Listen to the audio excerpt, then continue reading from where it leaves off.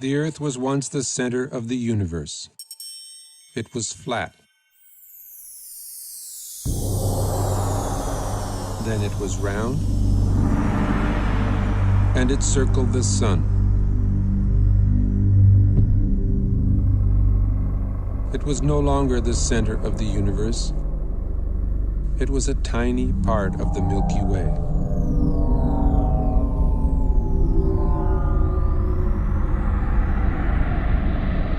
The Milky Way was the only galaxy, except it wasn't. It was only one of billions of galaxies floating in space without end.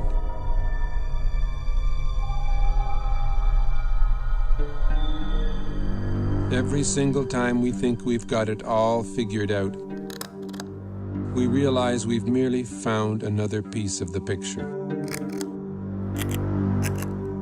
It is a big picture, with many pieces.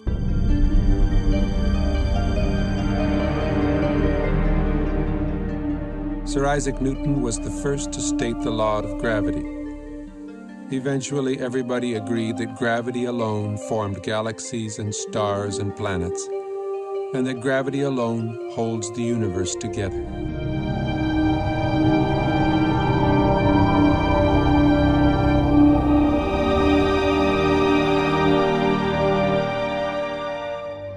Then we discovered a force 1,000 billion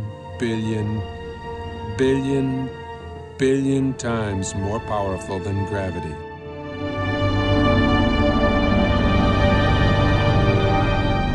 Until recently, we believed that the space between the stars and planets was empty, a vacuum. We now know it is teeming with charged particles.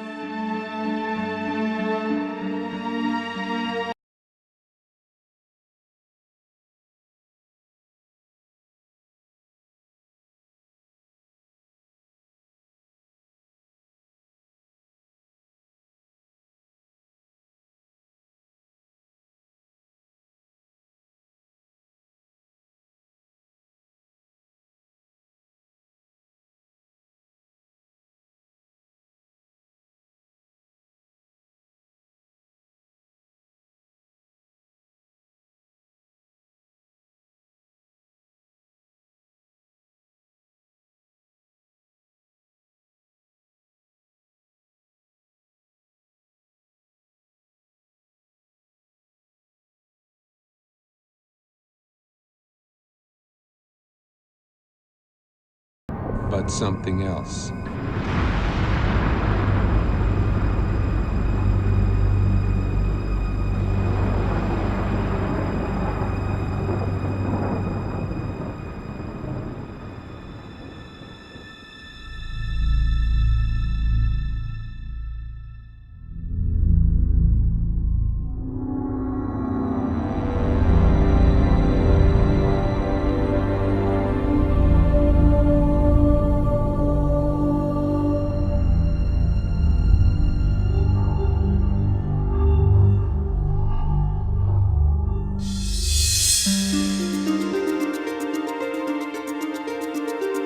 Recent discoveries in space have amazed and perplexed astronomers.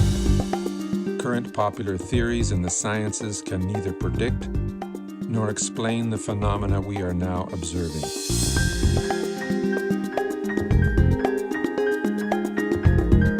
A new theory is being proposed. A theory which can both predict and explain the data coming back from deep space. Its implications are profound and affect all the scientific disciplines. It is in fact a synthesis of the disciplines. A synthesis which has already led to discoveries that link modern astronomy, leading-edge plasma physics, and ancient mythology.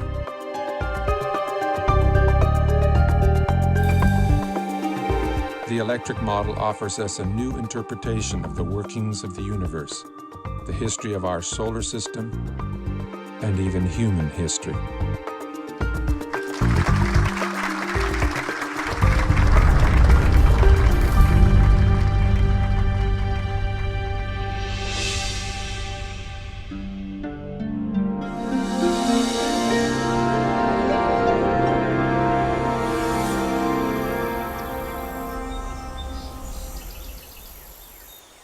The rise of science was a triumph over mythology, over magic and superstition. That's why the word science today implies reliability. The word myth means fiction, not true.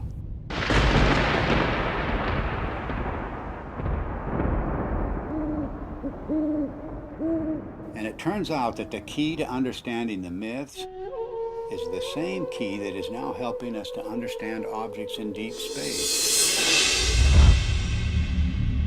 to understand the workings of the physical universe. That key is electricity.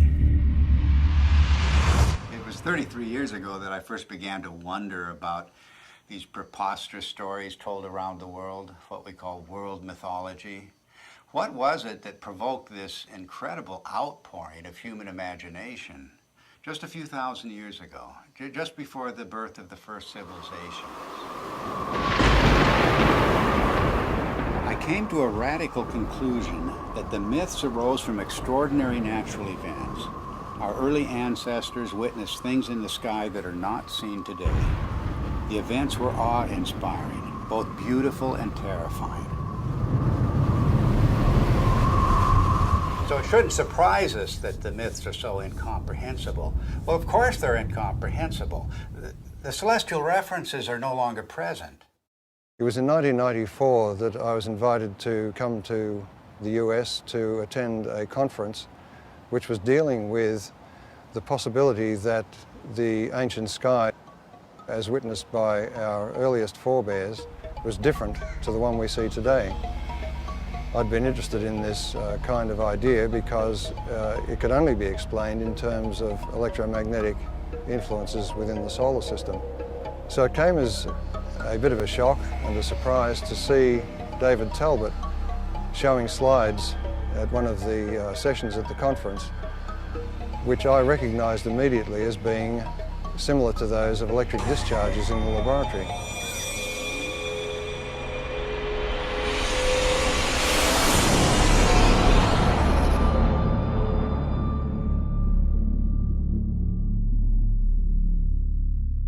It was wonderful for me personally to come to my first Cronia meeting and hear Dave Talbot, and I still want to see some of those slides that he showed again and again and again that explained the White Crown of Egypt and the rest of these things that he showed us, all from mythology, all from thousands of years ago. These things clearly were seen by civilizations that never talked to each other from the far corners of the earth. It all just clicked together like a three-dimensional jigsaw puzzle in my mind.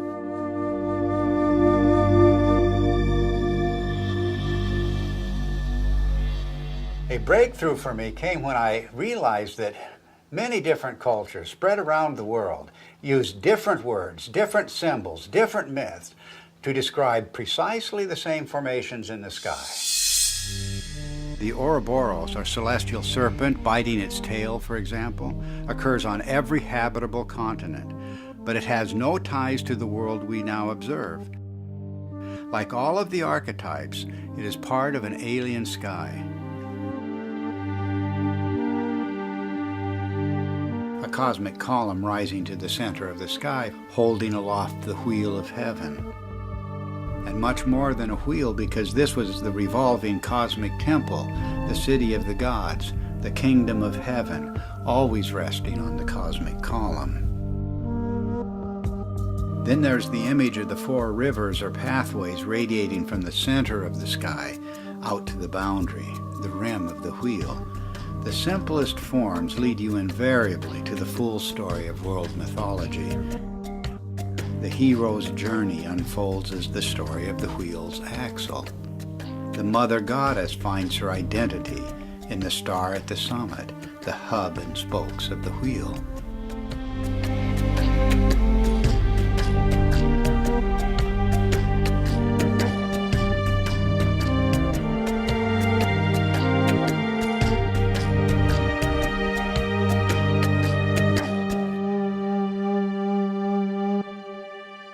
From childhood on, I've always had a deep interest in mythology, and I remember that as a child I was trying to draw up genealogies of the gods as provided in Greek mythology, and I soon found out that it didn't work, nor did anything else in mythology seem to work.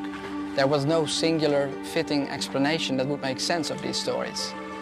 So I basically laid this whole subject to rest, and I didn't look at it for many years. Until I came across the work by Dave Talbot and Everett Cochran mainly, whose articles were real eye-openers for me. And as soon as I began to read these articles, it became clear to me that we were really looking here at a very important key to the unlocking of myth. And the recent findings provided by plasma physics are capable of providing that key.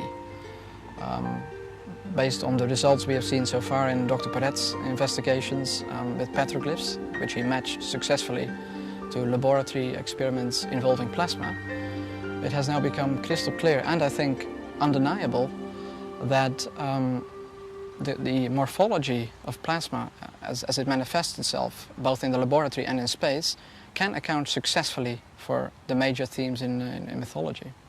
To find the true meaning of the myths, we follow a forensic approach. The purpose is to expose the points of agreement between the different cultures, because here at the level of the archetypes, everything is unified.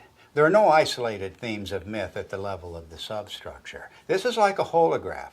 Follow one archetype and its links to other archetypes, and you will find one story told around the world.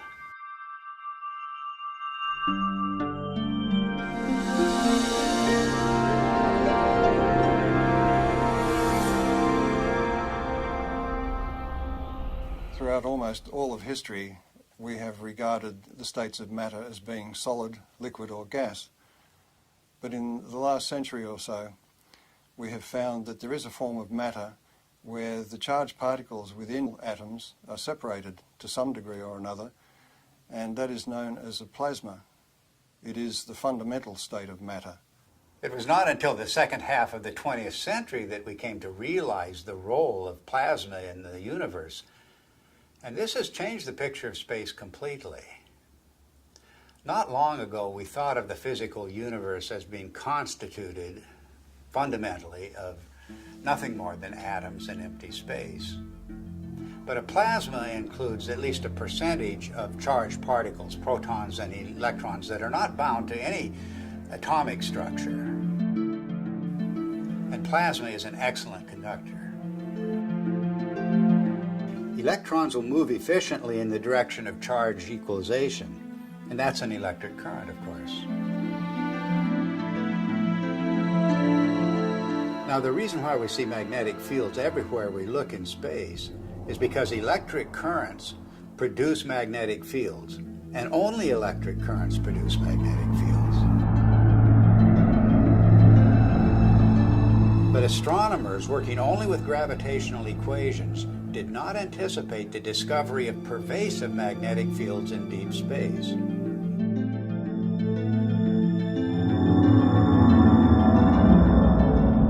Electric currents also account for the abundant filamentation of space plasma. First, the electric currents produce the magnetic fields. Then these fields confine the electron flow to narrow paths. Such current paths, or filaments, are called Birkeland currents, named after the pioneer Christian Birkeland. They are typically braided just like the twisted wires of transmission lines on Earth. Well, that's their role in space, to conduct electricity across vast distances, creating the astonishing structures we observe in every direction.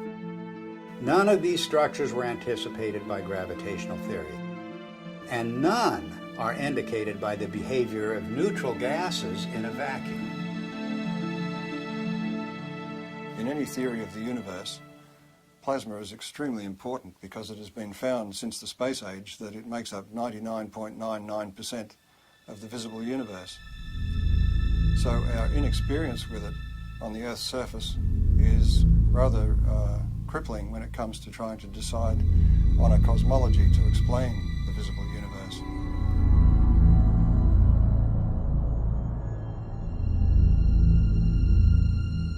Now, plasma behaves rather oddly compared to normal matter, the matter we find, the solids, liquids and gases on Earth.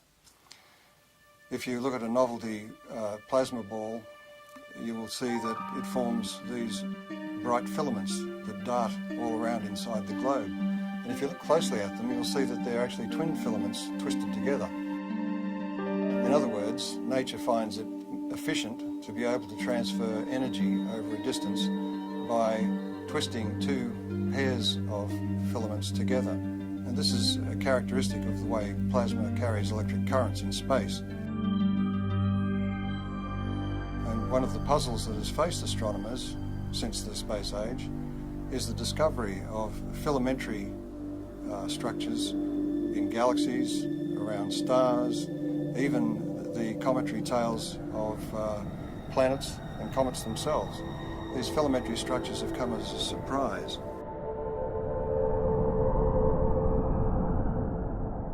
We now have plasma physicists who are doing important experiments in laboratories around the world, and one of the virtues of plasma experiments is that they can be scaled over an enormous number of magnitudes. In other words, a discharge phenomenon that may be seen in the laboratory that occupies only a few centimetres can be scaled up to the size of a galaxy, and you will see the same structures. Now, this introduces a new area into cosmology where we can do experiments on Earth which can verify our ideas, our theories about how the rest of the universe works. Some of the natural consequences of electrocosmology are the patterns that we see, both in the laboratory and in the sky. A very good example of this is the work of Dr. Anthony Peratt, who was a graduate student of the very famous Hannes Alfvén, who was really the father of electric cosmology. Peratt simulated on a supercomputer using just a cloud of electrical charges and a magnetic field, just using the laws of electrical science, not using anything to do with gravity. He simulated what looked like a spiral galaxy. And the interesting thing is that Peratt's spiral galaxy in the laboratory had exactly the same rotational properties as the real spiral galaxies that we see in the sky do.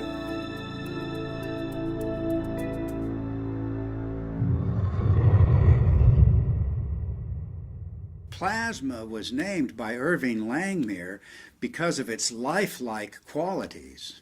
In other words, the similarity to blood plasma gave rise to the term plasma now used in the sciences. Well, this has incredible meaning for us because of the nature of the metamorphosing. The God who is now an eagle, now a serpent or dragon, now a leonine figure with long flowing hair. These figures take on a whole new meaning when we can interpret them with the benefit of plasma science.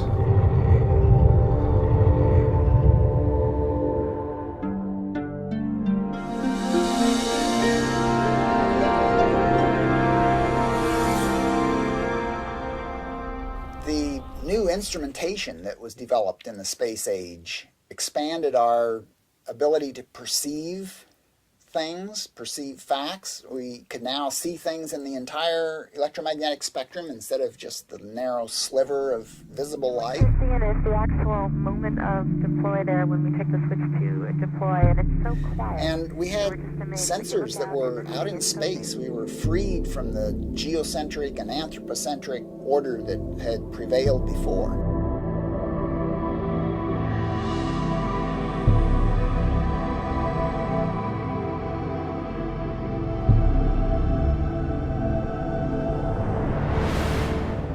We've got a whole new universe, and the theoreticians are still trying to look at it through, a friend of mine says they're peering through the wrong end of the telescope and trying and telling us what they imagine they see.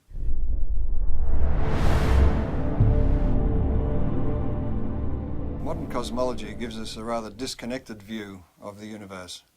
In other words, we are separated star from star by vast distances. Light takes a long time to travel between stars and across galaxies, and therefore we look upon ourselves as isolated and disconnected. The electric universe takes a different view.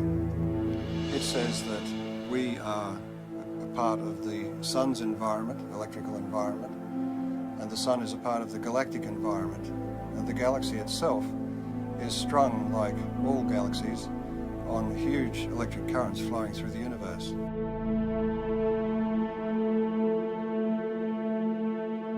One of the typical questions that plasma cosmologists hear all the time is, how do you know what's out there in space? How do you know there's electricity out there in space? Is there energy out there in space? Why should we consider anything more than gravity? And the answer is that through the years, we've used optical telescopes, but recently we have what are called radio telescopes, and we've broadened the spectrum that we can look at the sky with. And those radio telescopes can measure electric currents and magnetic fields, and we can determine from those measurements the strength of the electric currents, the strength of the forces involved, and the amount of energy that's stored out there in space.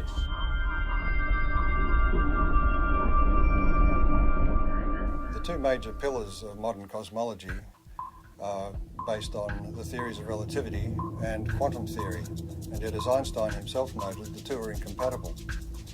And that may be because the theories of relativity deal with matter as if its only consequence is the bending of space. The electric universe, on the other hand, deals with the electrical structure of matter at the subatomic level and then works its way up through living systems, if you like, planets, stars, galaxies, and the entire universe, and shows that it is the electrical structure of matter that forms the amazing shapes we see in deep space.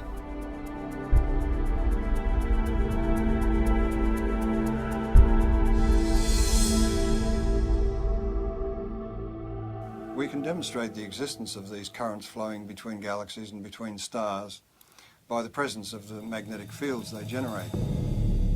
Magnetic fields are threaded through space at all dimensions, within the solar system, on the surface of the Sun, between stars, and within galaxies, and even between galaxies. Now, a magnetic field can only be generated by electric currents.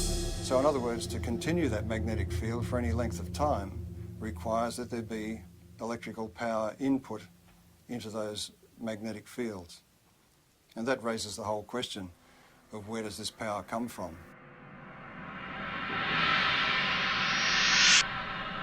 Modern cosmology is highly mathematical. In fact, we were joking before about the idea that the only people who understand cosmology are professional cosmologists. The basis of cosmology, really, if you hunt for it, lies in Einsteinian relativistic mechanics. And when Einstein promulgated his ideas, he totally and completely ignored anything electrical. And so the modern cosmology, with all of its ideas of omega and expanding universe and inflation theory and the Big Bang and all the rest of it, are predicated on a foundation which ignores almost half of man's knowledge about the way the universe works, which is electricity. It may sound like I'm dismissing Einstein and his theories of relativity out of hand, but we have to give Einstein credit for his integrity in pointing out that his theory did not meet his requirements, and that is that his theory had to be tied back to some form of reality. And there is no explanation as to why matter should curve space to give the effect of gravity. He felt that quantum theory, being a probabilistic theory, divorced cause and effect. And this is one of the things you cannot do in physics, is divorce cause and effect. Otherwise, you might as well give up and get a real job. But this is a puzzle that dogged Einstein through his later years, to the point that his followers tended to go off and use his geometrical explanations to conjure up things like black holes and neutron stars and so on, and the expansion of the universe and the Big Bang, without referring back to Einstein, who, with great integrity, said he wasn't satisfied with his explanation.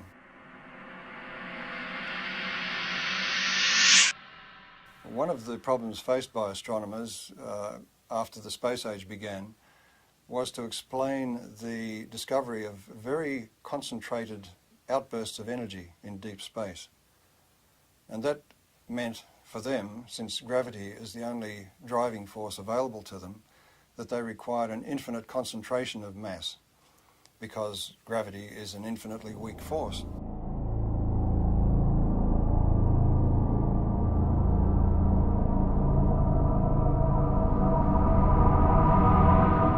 The black hole, as Wheeler originally visualized it, sucked everything, including light, in, and so therefore it was invisible.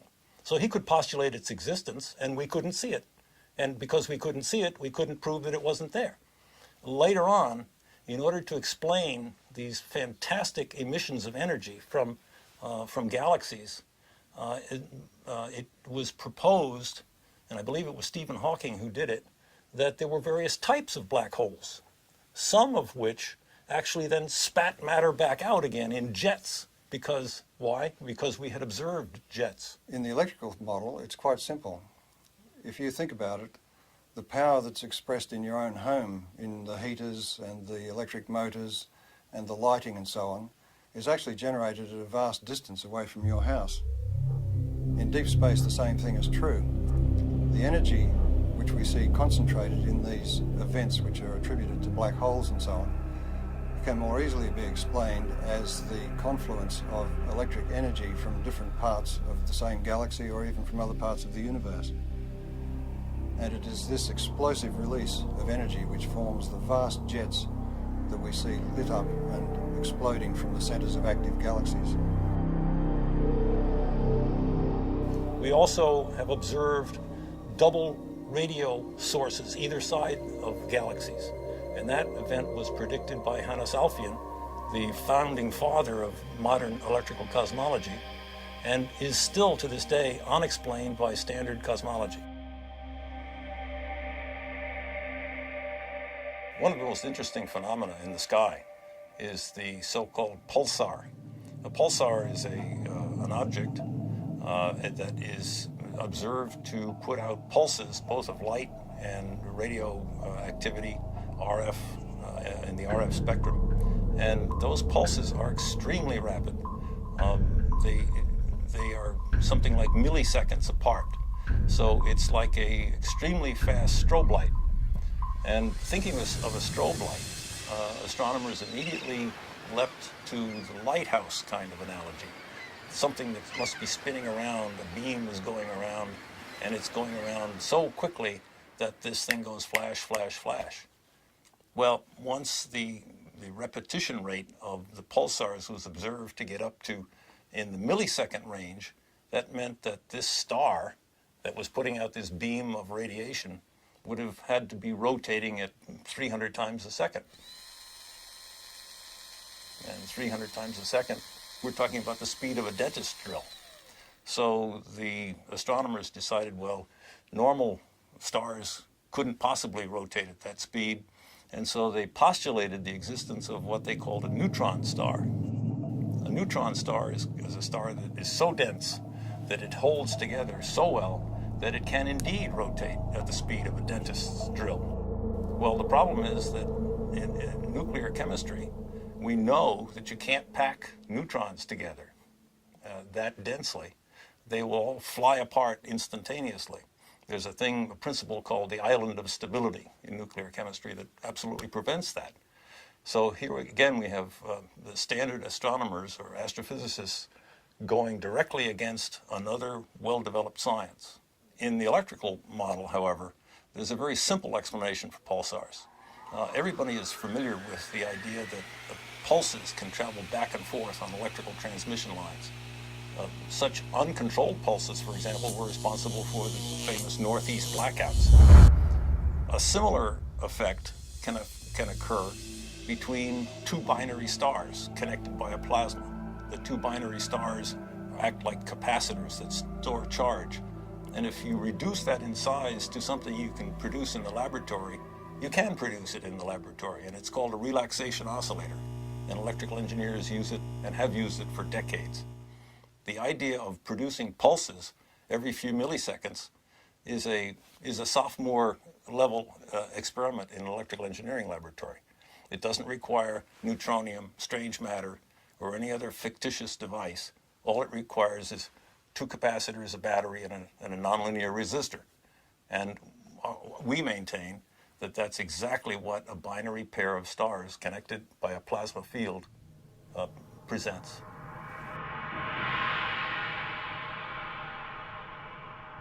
A typical ion in the solar wind, hydrogen nucleus, moving about 20 kilometers per second, which is relatively slow for the ions in the solar wind, in the magnetic field of the sun, experiences potentially magnetic forces that are something like 10 million times the strength of the gravitational force on that same ion from the sun. An interesting demonstration that illustrates very readily the relative strength of magnetic force and gravitational force is the simple idea of a ball bearing sitting on a wooden table.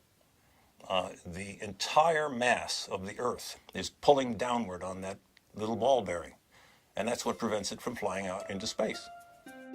But a child can come along with a little horseshoe magnet and click, pick that ball bearing up instantly. The space age presents us with an interesting paradox. The technology of science is really quite extraordinary, and technology has taken us out into space, taken us to the moon, taken probes to distant planets, opened up whole new vistas in remote space with new telescopes and new ways of measuring what's happening in space. But the picture of theoretical science is much different. And many decades ago, assumptions began to crystallize in the theoretical sciences, beginning at the top, the queen of the sciences, as we say, which is cosmology.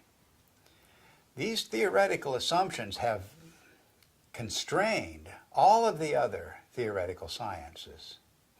Cosmology deals with the big picture questions, the first questions. How did the universe begin? What is it made of? How will it end? And so many popular theoretical constructs, from the Big Bang to string theory to dark matter and black holes, the formation of stars, formation of galaxies, all have arisen from assumptions first postulated by cosmologists. At the same time, these assumptions have defined boundaries for other theoretical sciences, working down from astronomy and astrophysics to the space sciences, solar theory, even Earth history, even human history, have all been confined by these boundaries established by the queen of the sciences, cosmology.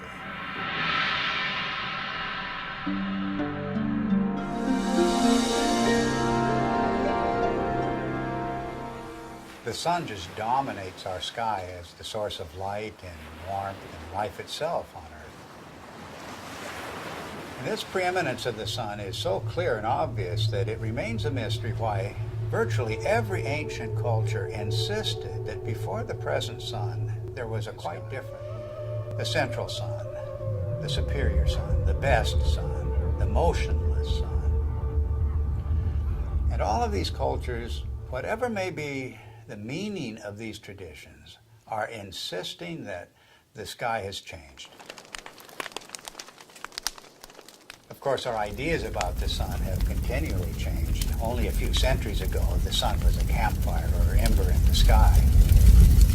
Then early in the 20th century, under the influence of gravitational theory, the sun was seen as a gravitationally collapsing nebular cloud.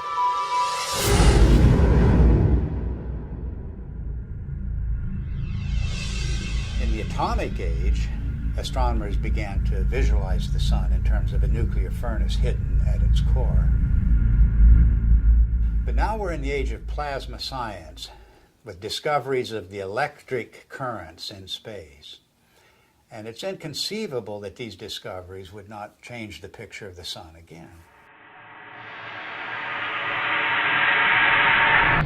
Plasma cosmologists have been able to demonstrate experimentally and also in the supercomputer that galaxies are an electrical phenomenon, which raises the question about stars, and in particular our own sun, which is the closest star to the Earth, of course.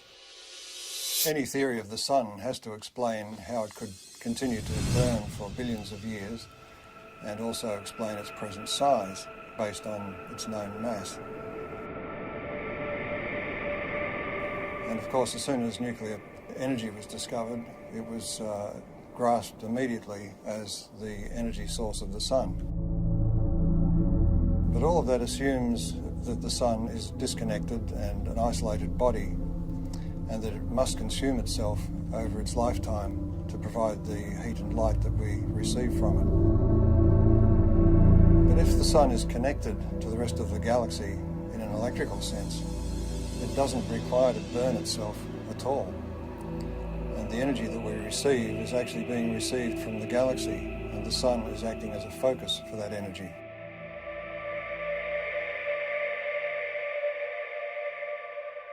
The sun is actually a fairly typical star. And so if we want to understand stars and cosmology, we really have to understand the sun. And the standard model of the sun, so-called, that astronomers are so very proud of these days, really doesn't explain very much about the sun.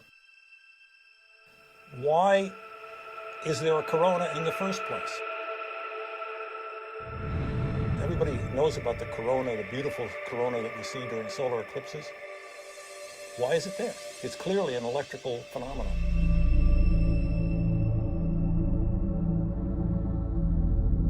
One of the greatest puzzles about the sun has been, with a surface temperature of 6,000 degrees, high above that surface we have temperatures of millions of degrees. And the question has been, how do we get the energy from the center of the sun somehow past that surface to heat the upper atmosphere of the sun to millions of degrees? In the electric model, you don't have that problem, because if the energy is arriving from outside the sun, the first place you expect to see that energy expressed is above the sun in its tenuous atmosphere. And that is the place where particle acceleration occurs, and the apparent temperature goes very high indeed, up into the millions of degrees.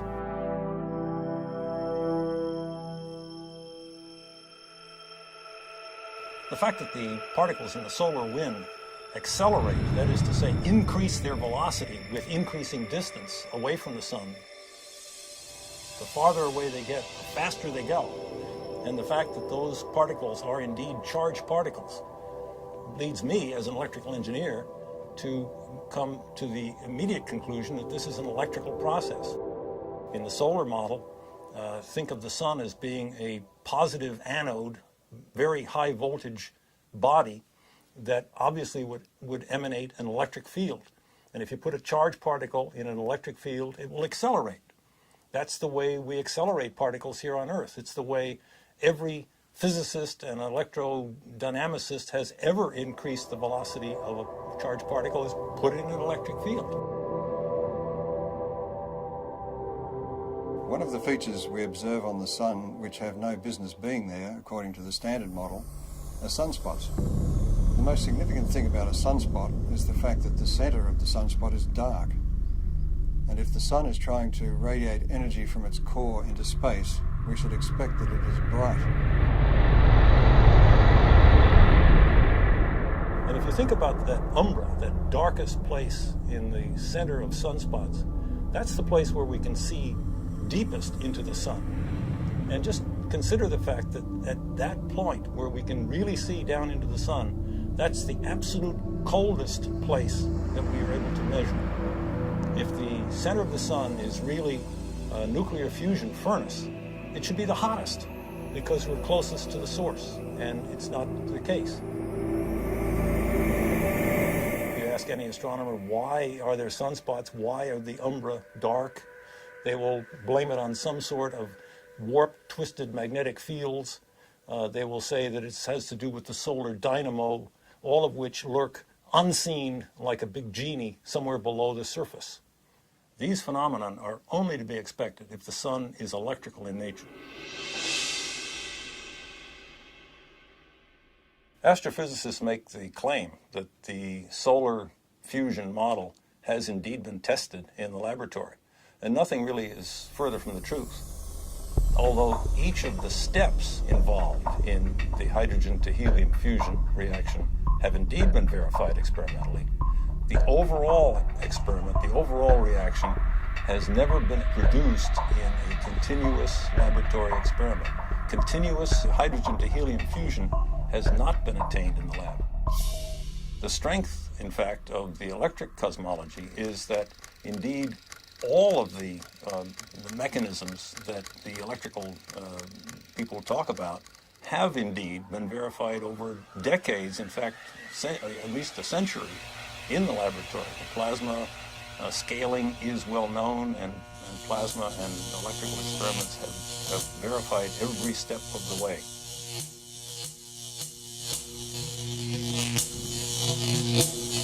There are any number of observations that have ad hoc present explanations, but really have no explanation in the standard model, and are natural consequences of the electrical model. For example, heavy elements, the solar spectrum, the neutrino deficiency, the neutrino variability, solar atmosphere, differential rotation by latitude, differential rotation by depth, equatorial plasma torus, sunspots, sunspot migration, the sunspot penumbra, and the sunspot cycle itself. Magnetic field strength, even magnetic field, helioseismology, the solar density, and the changing size. All of the observations that in that list are natural consequences of the electrical sun model. Standard astronomers tend to pass them off as being inconsequential difficulties that will eventually someday be solved.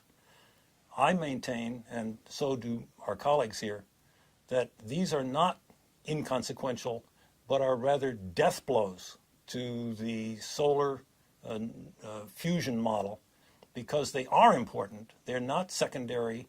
They're primary falsifying observations for that failed nuclear fusion model. What I find so fascinating about the electric model of the sun is not just that it's a challenge to long-standing theory, but that it opens the door to the ancient world, to an electric sky. The electromagnetic phenomena that we now observe on the surface of the sun and in the vicinity of the sun are direct pointers backwards to the plasma formations that were seen above the ancient sky worshippers.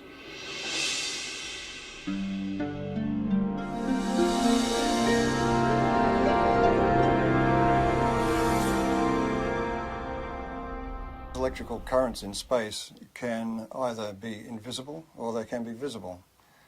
If they're very diffuse, in other words, there's very little energy per cubic meter, they will be invisible. But where that energy becomes concentrated, it will begin to glow. And we see this kind of thing in the ion tails of comets, for instance.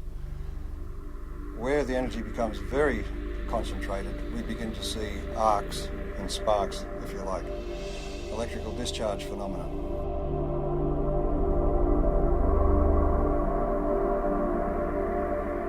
The standard theory of comets comes from the view that the solar system was formed from a rotating cloud of gas and dust, and that the planets, in some fashion as yet unexplained completely, formed from most of that gas and dust, but there were leftovers. And the leftovers are beyond sight, outside the solar system, in a hypothetical Oort cloud, as it's called. We have no observational evidence for such a cloud. The electric universe model of comets is that they are actually parts of well-differentiated planetary bodies that have in the past suffered from electrical plasma discharge machining, and that some of the surface material has been lofted into space, so it is expected to be rocky. The second thing is that because comets trace a elongated orbit, both away from the sun and towards the sun, in that trajectory, its charge changes, its voltage changes. Since it spends most of its time in the outer solar system, the voltage that it has reflects the voltage in the outer solar system.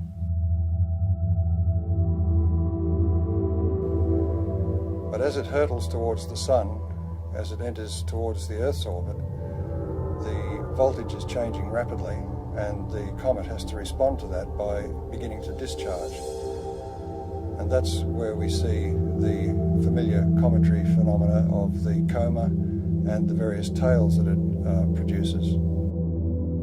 This creates a very distinct difference between the two models, the standard model of a comet, which is supposed to be dust and ice left over from the formation of the solar system, and the electrical model, which says that a comet is an electrical body which begins to discharge as it enters the inner solar system.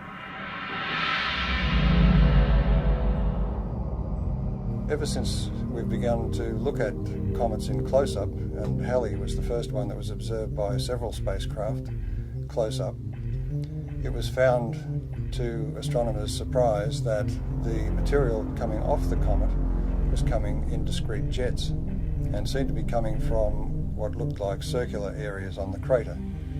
But the imagery wasn't sufficiently sharp to be able to tell exactly what was going on. This required the standard model to come up with an idea that maybe the surface of the comet is coated in black tarry substance or something which was preventing the material from just evaporating from the surface and forming jets as it burst through the surface. But when later images were looked at as we passed other comets, it was found, to astronomers' amazement, that they were seeing very sharp relief. It wasn't like a melted ice cream, it was looking like a piece of heavily cratered rock. Now this fits the electric model of the electrical discharge birth of such a body. In other words, there's very little distinction between an asteroid and a comet other than its orbit. It was in this context that I looked at Comet Tempel 1, which was chosen as the target for an impact. And the idea was that the impact would create a small crater which could then be photographed by the passing spacecraft, and we could determine whether the material was ice or dust or rock based on the size of the impact crater. It seemed to me that if this comet was a charged body, there would be several other effects that were unexpected. Principally, as a metal copper object approached the comet, there should be an electric discharge to that copper projectile. In other words, there would be an initial flash, and then there would be the impact itself. And the impact, I suggested, would be far more energetic than was expected, because it would tend to concentrate the electrical discharge in the area of the impact, and also it may change the nature of the jets nearby. So it was with great interest I awaited the results of the impact and watched it on television. Before the impact, the astronomers in the assembled control room were worried that they wouldn't see anything, that the impact would result in a very small puff of dust, and that would be the end of it. So when the impact occurred, they were surprised by two things. One was that there was an initial flash, followed by the main impact, which was so energetic that some of the sensors were almost swamped, and the passing spacecraft was unable to achieve its primary aim, which was to photograph the crater. A part of the surprising brightness of the dust released from the impact with Comet Tempel 1 was due to the fact that it was so intense and so widespread. And one of the initial findings was that it seems to be very finely divided dust. Now this is the same thing that was found at Comet Halley, and it was a surprise then, so it's rather surprising that they are surprised once more. The point is that an electrical discharge on the surface will release material, dusty material, very finely divided. It's a technique that's used in sputtering of metals onto, for instance, astronomical mirrors. So this production of very fine dust is to be expected in the electrical model. But in the standard model, you are asking ices to evaporate or to sublimate, and in doing so to drive off pre-existing dust grains. So there's no way that the dust can be finely divided. It will be in its pristine state. So the production of this great cloud of very fine dust is rather inexplicable in the standard model. The electrical model of comets was driven for several people by Velikovsky's challenge that the solar system had electromagnetic forces to be taken into account. And one of the early pioneers in addressing this issue of comets and electrical phenomenon was Ralph Jurgens. When he proposed the electrical model of the Sun, it implied that all bodies in the solar system must have, to some degree, a cometary appearance or a cometary effect associated with them.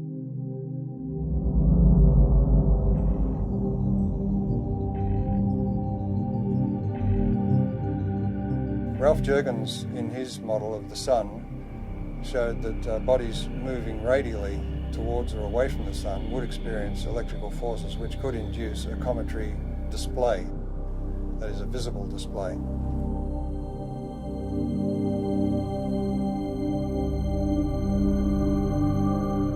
Also working in later years with Ralph Jurgens was Dr. Earl Milton, and he made some predictions and statements about the impact of Comet Shoemaker-Levy 9 fragments with Jupiter.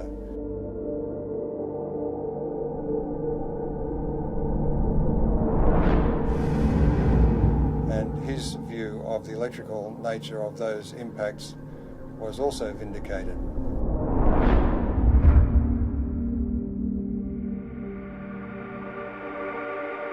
In the electrical model of the solar system, anybody moving away from or towards the Sun at any great rate, for example like a comet, will experience electrical effects which result in a cometary appearance, and that could apply to a planet. Now Velikovsky, in his research, found that Venus was described as a stupendous comet at some point in ancient times. So it was very gratifying for him to be able to announce at the conference in 1974 that astronomers had discovered what they called a cometary tail of Venus. Some years later, it was announced that it was discovered that stringy things were coming from Venus. And of course, this was confirmation to the electrical model because plasma currents flow in strings. This discovery of a cometary aspect of Venus raises the issue of the intense heat we find on Venus. That intense heat is not well explained at all by any idea that the planet is somehow a twin of the Earth's. It raises the distinct possibility that Venus has had a far more dynamic history than we've been taught.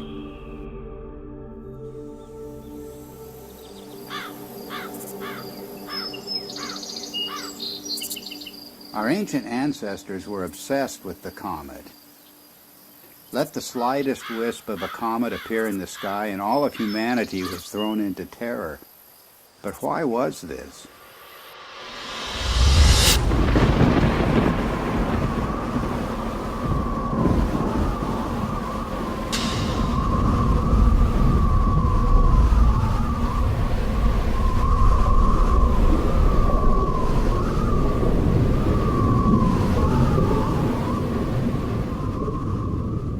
It was cosmic catastrophe that inspired the ancient words and phrases for the comet. The comet was the torch of the sky, the sword hanging over the world, the spiraling serpent or dragon, the spiraling sidelock or ribbon. The angry or lamenting goddess soaring across the sky, her hair disordered and blowing in the wind. Anyone exploring the roots of the ancient comet fears is going to run into the work of Immanuel Velikovsky, the controversial theorist who suggested that, well, there's a reason for the fears of comets around the world. We experienced this horrific cometary catastrophe. The world was devastated by a comet just a few thousand years ago.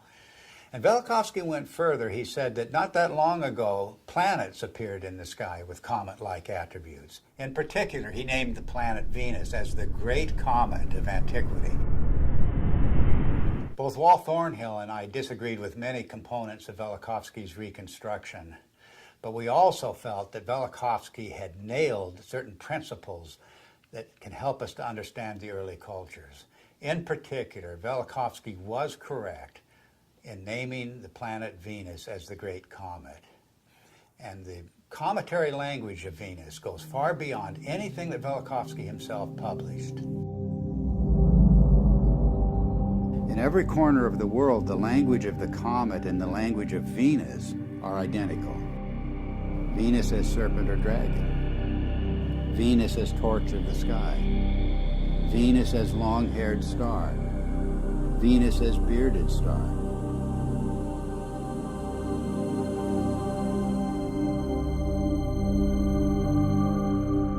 The Sumerian goddess Inanna was identified as Venus. She was the Lady of Life. But in her terrible aspect, she became a dragon-like flame in the sky.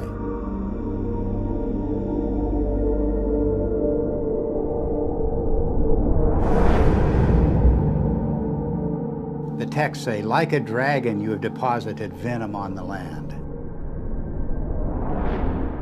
raining the fanned fire down upon the nation.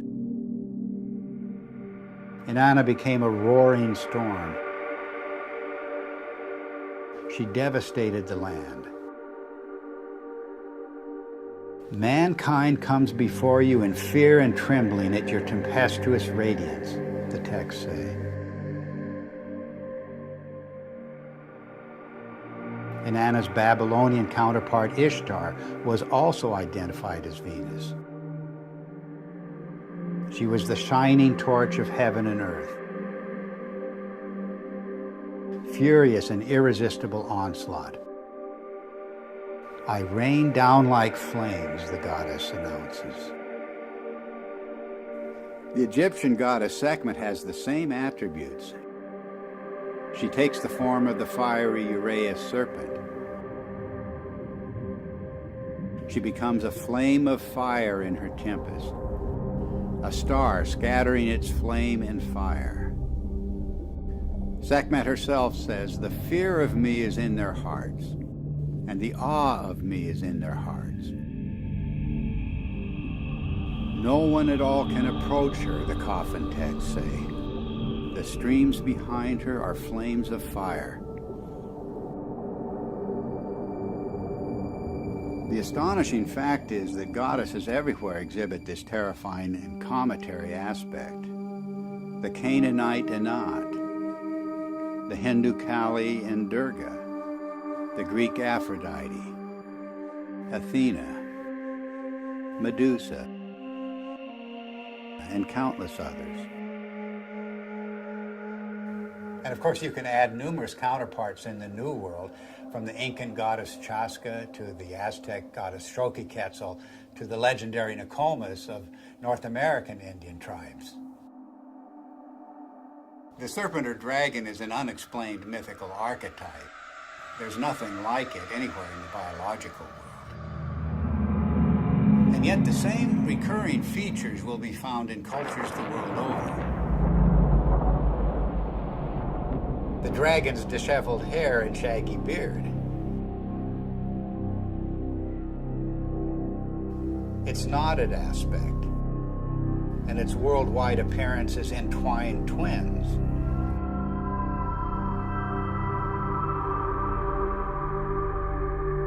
Its fiery or lightning-like emanations, and its effusive feathers.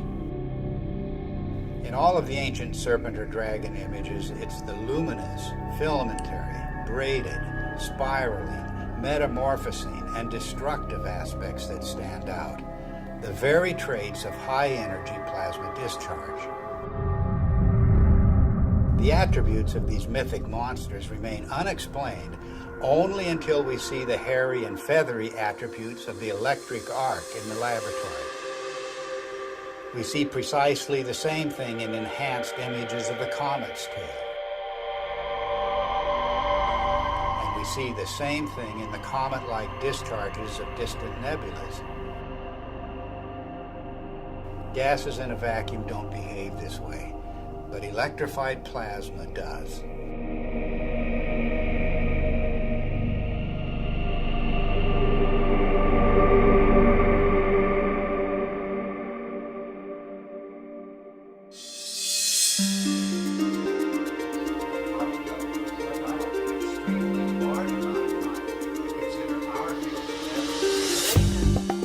The recent discoveries about the comet have astonished astronomers.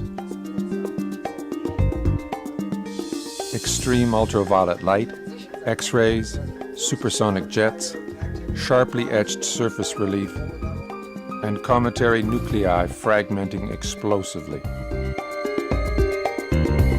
No one expected such high-energy events.